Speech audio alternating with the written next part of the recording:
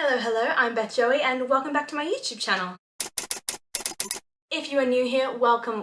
This is the channel where I paint my face, turn my camera on, and talk about some books. It is Whateverthon week 2. We are super excited to be kicking off the second week of Whateverthon on Monday the 6th of June. If this isn't something that you're already a part of, do check out the announcement video down below. It is a readathon essentially for the month of June, hosted by Maddie at Book Browsing Blog, and the whole premise of the readathon is that you can read whatever the hell you want for the entire month of June, and the books that you are going to read are going to get you points for your team, and there's a bingo board, and it's all just a ton of fun. It's a nice little competition. We love a bit of that just to keep the reading fresh and fun. Do check out my Whateverthon week 1 video, which I will link up above and down below. As always, it was a good week. I have been moving at the moment, so everything was slightly behind schedule, which means Whateverthon week 2, the theme of this week is going to be catch up. So quickly, we are going to do a very quick state of play so you can see what my schedule is looking like in terms of getting all the books that I want to read, and then also my bingo board at the moment at the very start of week 2. So here we've got my schedule, which I created for this readathon. As you can see, the first 2 books that I have read are all highlighted here. I finished those 2 books in the first week.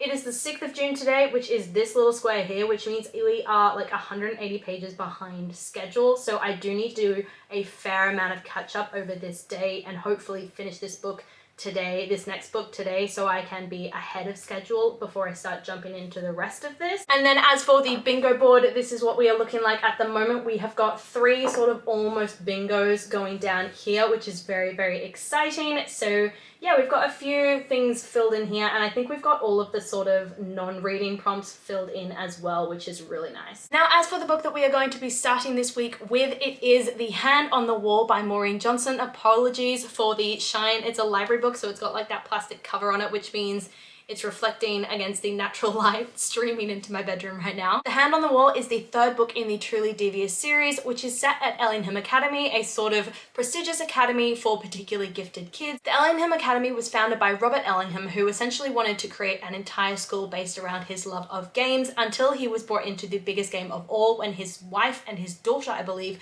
went missing in a mystery that was never solved. In the current timeline, Stevie Bell attends Ellingham Academy in the effort to solve this mystery. She is a bit of a true crime aficionado, but she's also enthralled in a deadly game as well when her classmates start to go missing too. So the first 2 books sort of follow that very closely. We've got a lot of missing people, we've got a lot of mystery, we've got a lot of thrills and twists and turns and everything like that. So I'm hoping that The Hand on the Wall follows along and it makes it a very quick read. Basically, I have to finish this book today if I want to be back on schedule in terms of my plan for this month, but I don't think that's actually going to happen because I really need to edit my Whateverthon week 1 video, because when I'm filming this now, I've just finished filming the week 1 video and I haven't touched it yet in terms of editing. Plus, I'm also going to a concert tonight with my sister, which I am super excited for. I am seeing Queeeeeen perform with Adam Lambert, and it's just like this big reunion tour that they're doing, and I'm so excited because it's been delayed and pushed back like twice because of COVID, and it's finally happening and I cannot wait. And then I'm spending the day with her tomorrow before going back to work on Wednesday with a week full of like networking events and things. So honestly, I don't think I'm gonna get much reading done at all this week, and I am so stressed about it, but we will see how we go. I'm also going through a ton of drama at the moment with my flat, which I am not going to bore you guys with the details, but it is taking up a ton of my time, unfortunately.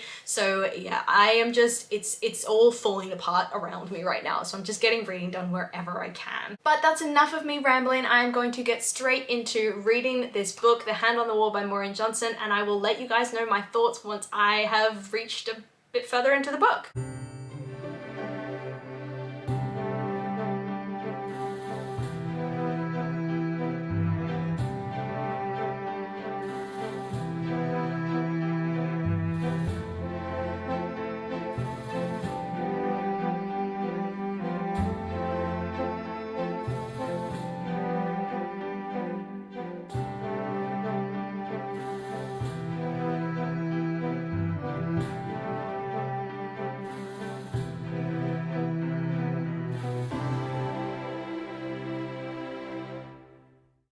Hey guys, it is Wednesday the 8th of June, and if you had any faith in me keeping to my schedule for this particular readathon, then my friend, you are wrong, because keeping to the schedule is exactly what I haven't done. If you look at my schedule here, here's where I'm supposed to be right now.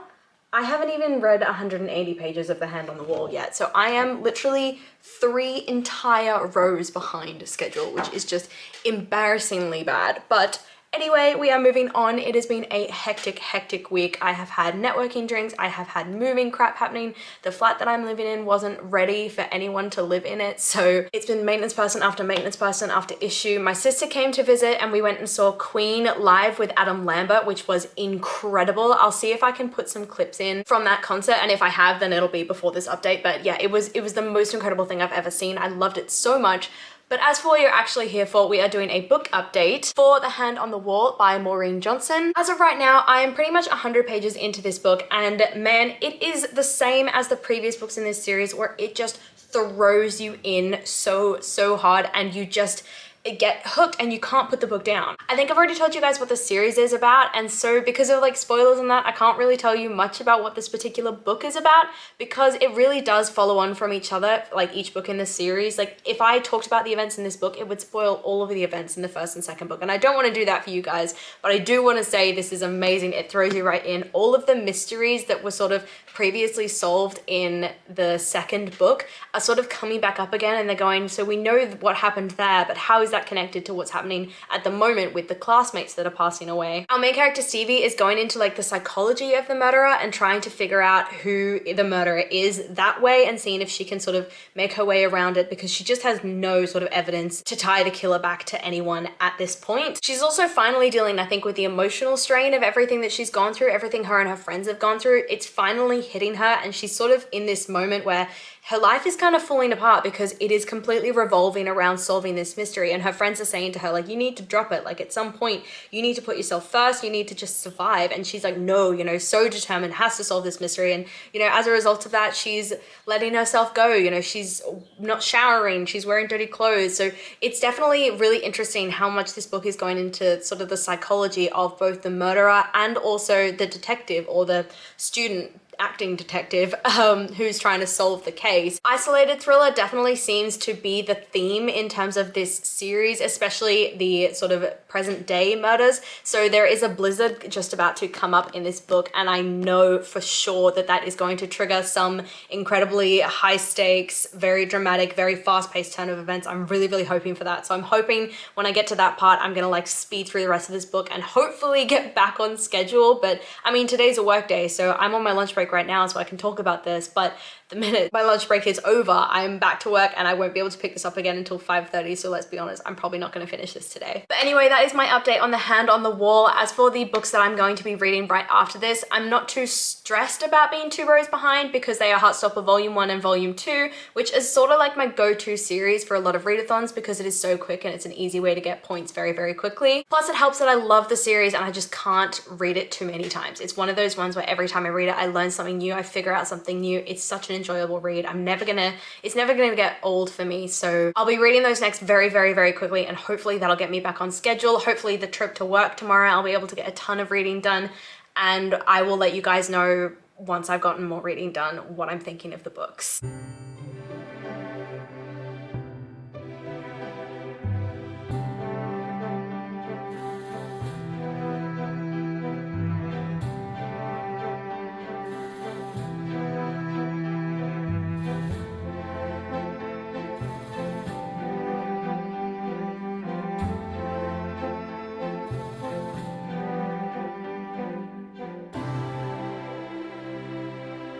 Apologies for the weird lighting, but people, we are finally getting back on track. I have just finished The Hand on the Wall by Maureen Johnson. I gave this book 5 stars. I loved it so much. It was the perfect sort of end to this mystery that has been going on over the past 3 books.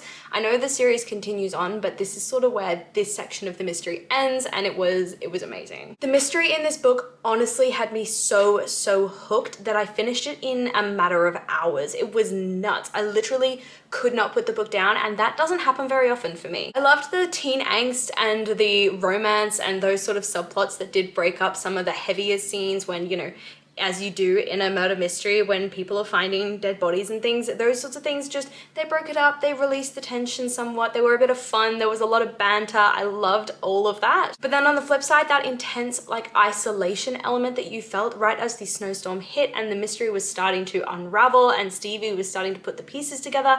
And on that note, I loved how she took you through day by day, step by step, moment by moment, suspect by suspect, how she got to that sort of end result. So when you look back in hindsight, you can point out all those moments where you go, oh my God, that totally makes sense, how that character ended up being the person that committed this crime. Like that links it back so well. All of the different POVs and the timelines were definitely something that could have gotten very, very confusing, I think, in this book, because a lot of times authors will try and take on multiple timelines, multiple POVs, and it'll just get all muddled. But in this, each voice was distinct enough that you knew immediately who you were reading from, and you were able to sort of distinguish all the different point of views and be able to place all the different characters and all their different personalities, so that when you came time to sort of put the case together, you weren't confused about who did what and who said what. It was very, very clear, and I have to give Maureen Johnson credit for doing that, because I can imagine it is not easy to do, to make all those voices of all those characters so distinct. But anyway, I am not going to rant and rave too much about this book because I want to jump straight into my next one. But before I do, let's do a bit of admin and show you the schedule again. Where I'm supposed to be up to as at right now is down here, but luckily the next two books that I'm planning to read Heartstopper graphic novels, volume 1 and volume 2, so that should be finished pretty easily, and maybe I'll be able to smash out Loveless tonight, we shall see. As for the bingo board, I'm having to stick my face out the side here because I need to see everything on here because I can't see through the paper as I usually would. But anyway, this is what it looks like at the moment. As you can see, I've got an almost bingo here, I've got an almost bingo here, and I think I've got a diagonal one, no, this way, a diagonal almost bingo here as well, which I am so, so happy with. There's like 1 or 2 books that I need to read before I'm gonna start smashing out bingos. But in terms of what I've checked off from this most recent read, I have checked off Borrow a Book because I got The Hand on the Wall from the library. I have also checked off Continuous Series because this is the 3rd book in the Truly Devious series. And then lastly, I also checked off Spooky Book because I would consider a sort of a mystery or a murder mystery or thriller, like a spooky kind of book. Lastly, I have also checked off poll, and this is just in preparation for the next book that I'm about to read, because I put a poll up on Discord on the channel that Maddie created for this Whateverthon readathon, and I put up 2 options. They were Loveless by Alice Oseman and Heartstopper by Alice Oseman. I wanted you guys to help me pick what I was going to read next. And with 29 votes, you guys picked Heartstopper Volume 1 by Alice Oseman. Everybody knows I've read this about 1,000,000 times now, and I love rereading it every single time. So I'm going to smash this out now. I'm going to smash out the 2nd book as well. Update you guys at the very end. I'm not going to go too much into my thoughts on these books because I have so many videos where I've covered that, so I'll link them up above and down below so that you can check them out if you are so inclined. And then yeah, I'll update you guys at the end of the day, and we'll close this vlog off pretty soon, I reckon, because I have got so many work events over the next couple of days that I honestly don't think I'm going to get a ton of reading done, but we'll see how we go.